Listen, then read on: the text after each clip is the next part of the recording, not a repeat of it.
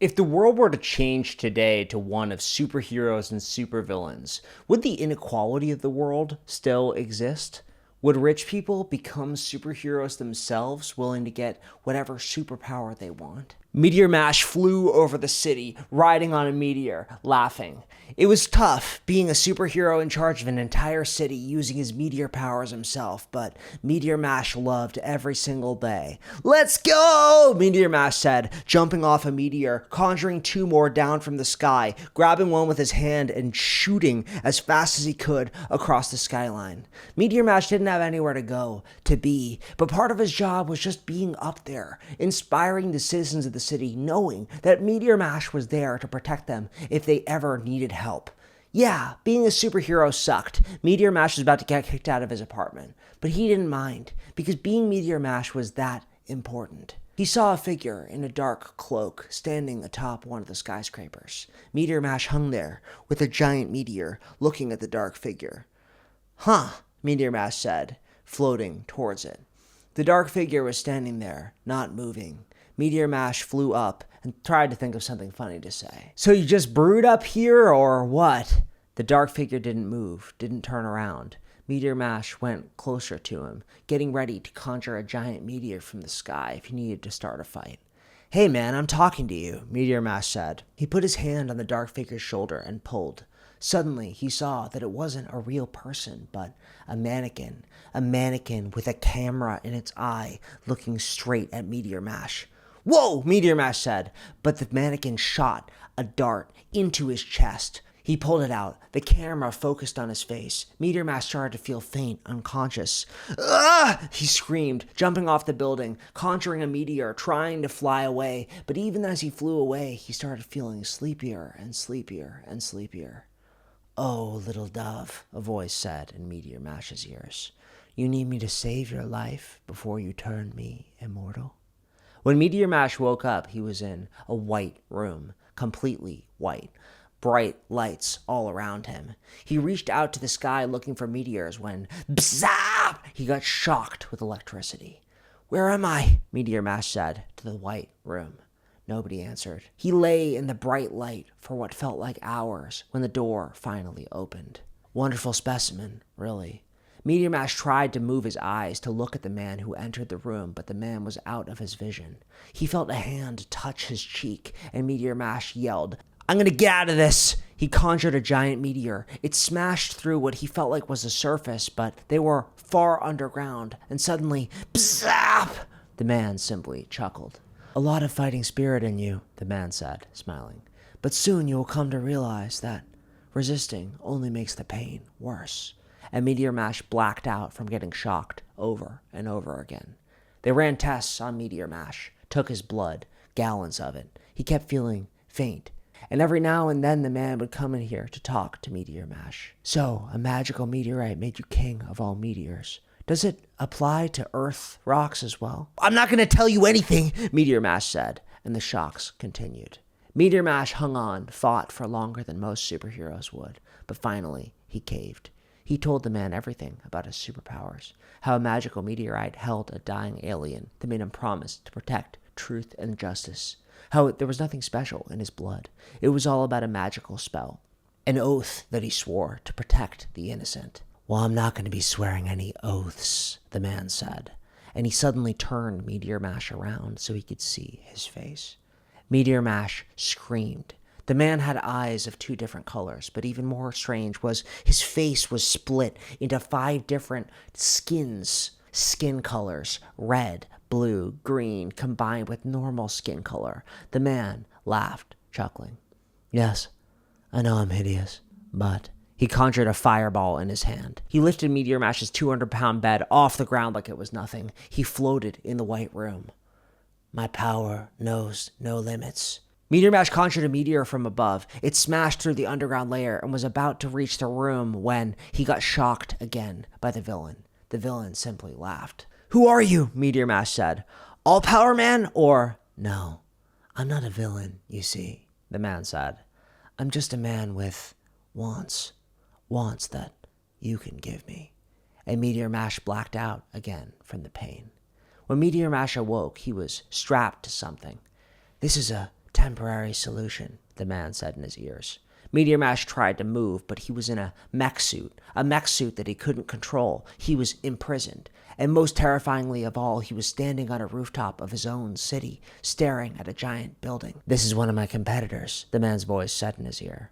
Kill everybody inside and I might just let you live. Meteor Mash remembered the oath that he swore to protect truth and justice. I won't do that for you. Oh, the voice said. He shocked Meteor Mash. The hand of the mech suit went up, and Meteor Mash felt his powers activate. He screamed, trying to resist it, trying to turn the meteor off, but once he called a meteor strike, there was nothing he could do. He watched in horror as the entire building was covered by a giant meteor, crushing it to the ground. Meteor Mash tried to fight it, but there was no use. The only thing was the voice in his mech suit's earpiece. Don't you see, the voice said. There is no resisting me, Meteor Mash. Do what I say, and you can live one more day. Meteor Mash became the man's best soldier every time in the mech suit, and Meteor Mash went to plan his way out of this situation. He learned through the man that he had killed a couple hundred people in that building, and he would use him again for more attacks in the future.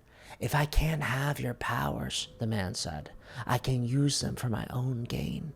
That's small consolation for me, I think. He touched Meteor Mash's face. You're not a man anymore. More my possession. Once you understand that, things will be easier. Meteor Mash knew too much to call meteors into the facility. The man was too powerful, having him strapped to these electrodes. And beyond that, the superpowers that he did possess, no doubt stolen from superheroes, dead superheroes in the past, made him an incredible threat. If Meteor Mash was going to fight him, he would have to do it on his own terms. I have some people coming over, the man said.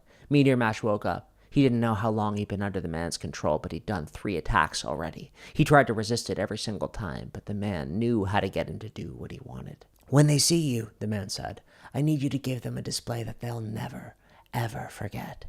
Meteor Mash stood in his mech suit in the middle of a garden party. Beautiful people, old men with beautiful young women at their arms, looked at Meteor Mash. Is he really stuck in there? A woman said, poking Meteor Mash's stomach. Meteor Mash couldn't even speak. The mech suit held his jaw closed, but he made eye contact with her that made the woman step back. Oh, it's quite all right, the man said, stepping out of the darkness. His skin was still disgustingly grafted onto his face, but everybody regarded him like a god. Meteor Mash still didn't know what his powers were. Perhaps a god was what he was. The man clinked on his glass. Welcome, everybody. I'm here to show you my new pet. Everybody in the crowd laughed. How long had this been going on in Meteor Mash's city, right under his nose? And more importantly, what was this show that the man wanted to show him? As you all know, I was formerly known as Rupert Blythe. Everybody booed his name. But I'm no longer Rupert. You see, I have a new name. I am Golden God. An attendant injected Golden God in the neck. He fell to the ground, spasming. Meteor Mash felt in the sky, meteors close to Earth's surface. If he could pull them down at just the right moment, maybe he could escape Golden God's clutches.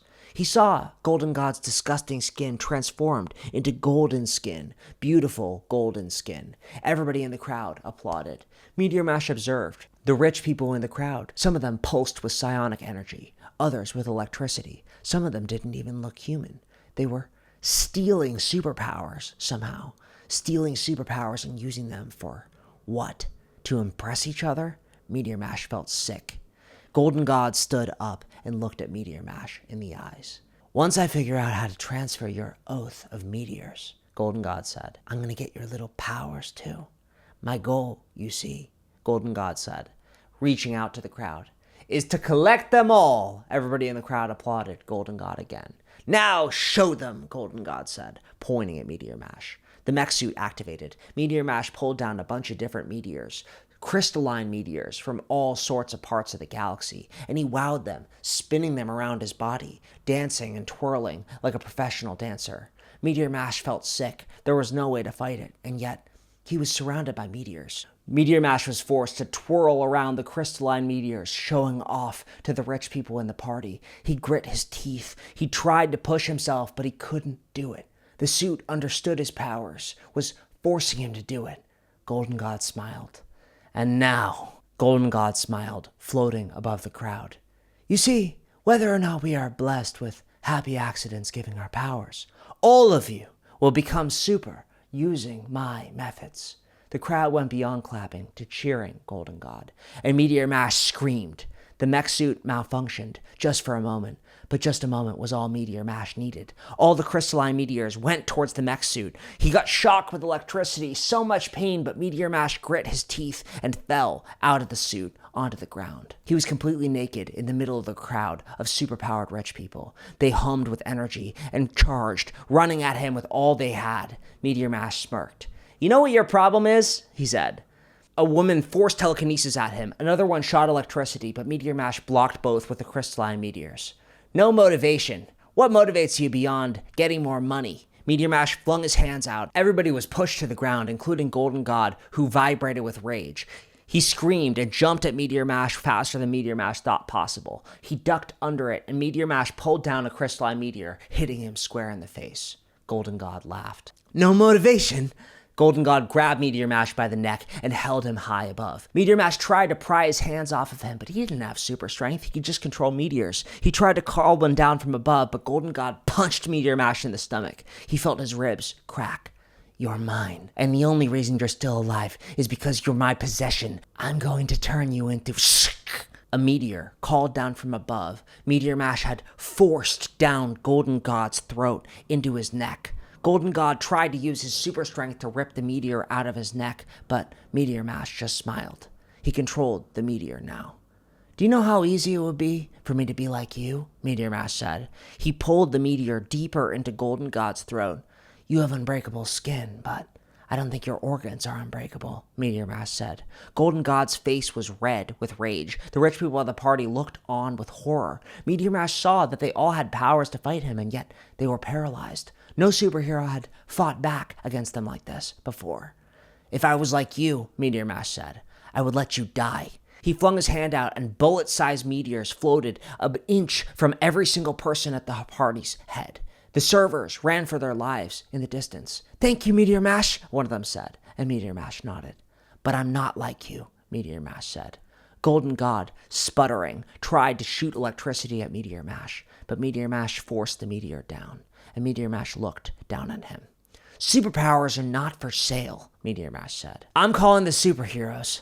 They're going to take you to superpowered prison. Because you know what, Golden God?" Meteor Mash looked at him right in the eyes. "You're not a superhero at all. You don't deserve the powers of the heroes that you took them from." Golden God, with all of his confidence and lab and abilities, he couldn't say anything. He could only beg at Meteor Mash's feet not to push the meteor down and kill him once and for all. When Meteor Mash watched Golden God and the rest of the rich people get carted away to superpowered prison, he asked himself, "Why did I not kill them?" And the only answer Meteor Mash could come up to was the oath that he swore long ago. These people might not be innocent, but for the innocent people, for the people that he inspired flying above them, they had to believe in something. If Meteor Mash killed them, he was no worse than the rich people who killed for anything that they wanted. Meteor Mash shook his head. He was so confused. He hoped that he was doing the right thing.